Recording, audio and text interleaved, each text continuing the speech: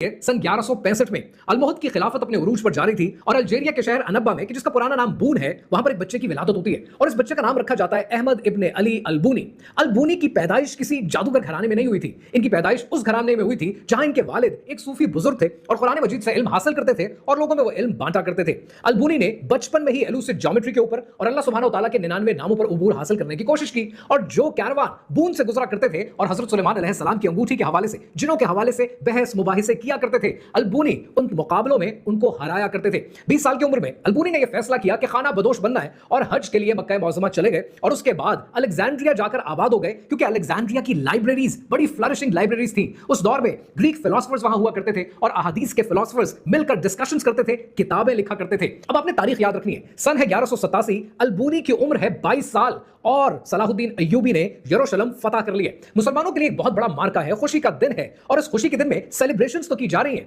लेकिन ये सारी फतूहात मुसलमानों की मिलिट्री फतूहात हैं। मुसलमानों के माशरे में उस वक्त काफिरों की तरफ से फैलाया गया जादू आम हो रहा था और मुसलमानों पर जगह जगह पर यह इल्जाम भी लगता था कि जितनी इनकी मिलिट्री की फतूहात हैं ये सब जादू की वजह से है। अब आपने तारीख याद रखनी है, सन है 1200 और इस 1200 के सन आते आते अलबूनी की उम्र हो चुकी है 35 साल और इस उम्र में, इस सन के अंदर बड़ा कुछ हो रहा है। इस वक्त अल अजहर की मस्जिद के अंदर 10,000 से ज्यादा ऐसे स्टूडेंट्स हैं कि जो एल्केमी के ऊपर बहस कर रहे हैं, फरिश्तों पर बहस कर रहे हैं। दूसरी तरफ बगदाद के अंदर किताबों पर किताबें लिखी जा रही हैं, इल्म हर तरफ बट रहा है। ये वो दौर है कि जब दुनिया में बॉर्डर्स नहीं होते थे और जब बॉर्डर्स नहीं होते थे तो क्रिश्चियंस, ज्यूज और मुस्लिम्स मिलकर इकट्ठे बहस भी करते थे, डिस्कशंस करते थे। जिनकी उम्र 60 साल के करीब है 1225 में अपनी किताब लिखते हैं और इस किताब का नाम है शम्सुल मारिफ लताइफुल अवारिफ और ये किताब 40 सफ़हात पर मुश्तमिल है और ये किताब ये कहती है कि रूहानियत के अंदर आगे बढ़ने के लिए किसी सूफी को, किसी बुजुर्ग को, किसी तालिब इल्म को क्या करना चाहिए। सन 1225 जिस साल अलबूनी ने अपनी किताब शम्सुल मारिफ लिखी, उसी साल अलबूनी का इंतकाल हो गया और मिस्र के रेगिस्तान में कहीं ना कहीं गुमनाम एक कब्र के अंदर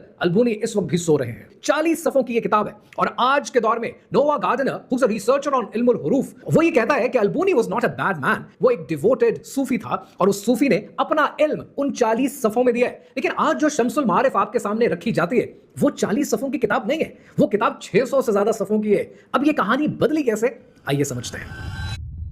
एक बात आपने बड़े गौर से समझनी है, हमारे यहां रिसर्चर अक्सर ये गलती करते हैं कि जब भी वो किसी चीज का हिस्टोरिकल पर्सपेक्टिव आपको बताने की कोशिश करते हैं या उस पर रिसर्च करने की कोशिश करते हैं तो उसका पॉलिटिकल पर्सपेक्टिव, कल्चरल पर्सपेक्टिव छोड़ देते हैं। उससे ज्यादती होती है कि कोई किताब कब लिखी गई, कोई वाकया कब हुआ, उस वक्त माशरे में क्या हो रहा था, सोसाइटी और कल्चर कैसे फॉर्म हो रहा था, पॉलिटिक्स में क्या हो रहा था, वो टोटली उसको इग्नोर कर देते हैं। अब इस पर्टिकुलर कहानी भी सुनिए कि जिसने मंगोलों को हराया और मंगोलों को एन जलूद के मकाम पर हराया। अब वो कहानी क्या है उसके बारे में इंशाल्लाह फिर कभी बात करेंगे, लेकिन ममलूक्स के अंदर मुकाबला करना है तो माशरे में जो जादू फैला हुआ है इन ताकतों का इस्तेमाल आपको भी करना पड़ेगा और अपने शाहों को खुश करने के लिए जो किताब वो मंजर आम पर लाते थे वो जादू से भरपूर होती